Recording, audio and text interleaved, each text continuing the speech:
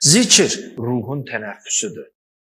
Çünki ruh mücərrəd varlıqdır. Onu biz maddi bir əşyayla ölçə bilmərik, onu çərçivəyə sala bilmərik. O yalnız Allahla rahatlaşa bilir. Necə fiziki baxımdan yorulanda bədənə istirahət verirsən, bədən rahatlaşır.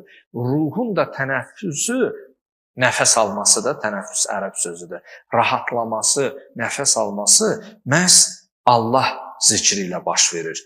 Və Peyğəmbər sallallahu məşhur kəlamlarında var ki, Həzrət buyurur: "Mən arafə nəfsəhu fəqad arafə rabbahu." Özünü tanıyan Rəbbini tanıyar. Bilirsinizmi bu məna nəyi kəsb edir? Əslində bu hədis, bu danışacağım xutbənin tam ruhunu izah edir, özəyini, nə demək istədiyimi izah edir. Çünki mövzumuz bizim qəlbin oyanışı, insanın özünü tapmasıdır.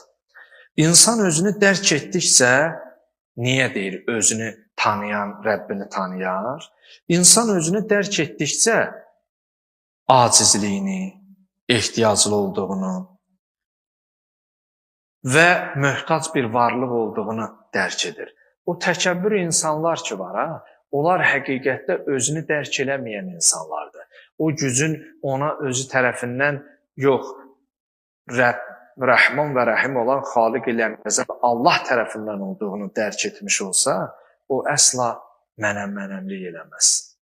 Hər nəyə sahib olursansa ol, sahib olduqlarının hamısında mən demiş olsan, dərk eləsən ki, mən olaraq kimə məxsusam? Allaha. Özüm məxsusamsa, sahibləndiyim hər şeydə onundur.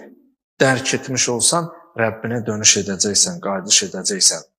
Ona görə özünü unudan Allahını da unudur. Özünü tanımayan Allahını da əsla tanıya bilməz. Bu hədisin əsas xutbəmizdə olan qayəsi, məqsədi budur.